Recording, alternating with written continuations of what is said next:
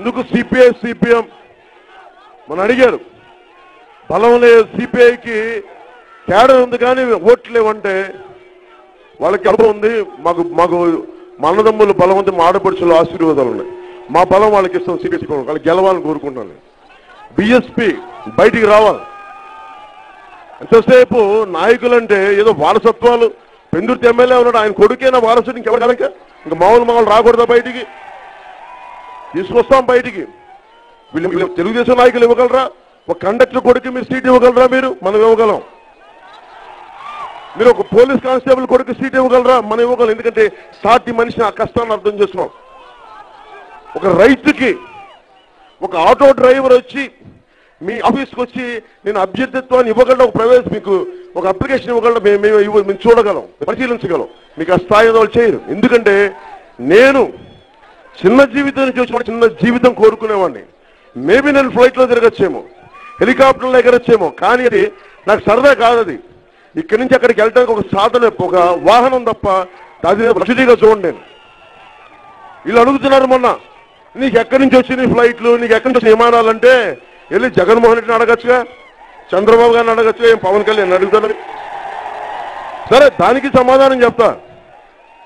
నేను cinema audio functions నేను కోట్లు తీసుకునే యాక్టర్ని, మోసాలు చేసే యాక్టర్ని కాదు, కోట్లు తీసుకునే యాక్టర్ని గుర్తుపెట్టాను. కోట్లు ట్యాక్సులు కట్టిన యాక్టర్ని.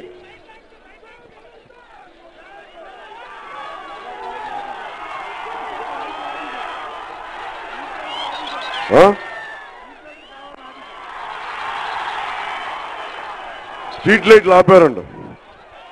స్ట్రీట్ లైట్లు ఆపేశారు అటు. మనం చెప్పాం, స్ట్రీట్ లైట్లు ఆపేస్తే ఒకటే మాట, అంటే మనకు కనిపించకూడదు. ఓహో, ఇదేనా చంద్రబాబు గారికి సిటీ వెలుగంటే చీకటిగా ఉంది మనకి. దీనికోసమే గొప్ప వ్యక్తి గొప్ప కవిత రాశాడు. రాహువు పట్టిన పట్టొక సెకండ్ అఖండమైన లోక బాంధవుడు అసలు లేకుండా పోతాడా? మూర్ఖుడు గడియారంలో ముళ్ళు కదలని కంటే ధరాగమనం అంతటితో తలకిందైపోతుంది. కుటిలాత్మల కూటమికి ఒక త్రుటికాలం జయమొస్తే విశ్వ సృష్టి పరిణామం విచ్ఛిన్నమవుతుందా? ధనుజులోకమేకంగా దారి కడ్డంగా నిలుచుంటే నరజాతి ప్రస్థానం పరిసమాప్తమవుతుందా? ఈ లైట్ లాపిన మూర్ఖులకి నేను చెప్తున్నా, ముకుల్లారా, అధముల్లారా, సవటల్లారా, దద్దమ్మల్లారా, సిగ్గుండ మీకు. లైట్లు ఆపితే మా గుండెల్లో ఉన్న వెలుగుని మీరెక్కడ ఆపగలరు? దద్దమ్మల్లారా, మా కనిపించని లైట్లు ఆపగలరేమో కానీ మా గుండెల్లో వచ్చిన మార్పుని మీరు ఆపగలరా? దద్దమ్మల్లారా మీరు.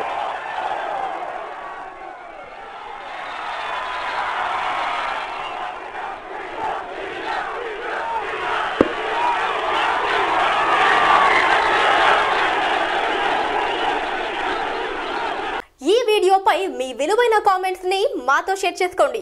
అండ్ ఇంకో విషయం, సబ్స్క్రైబ్ చేయడం మర్చిపోకండి.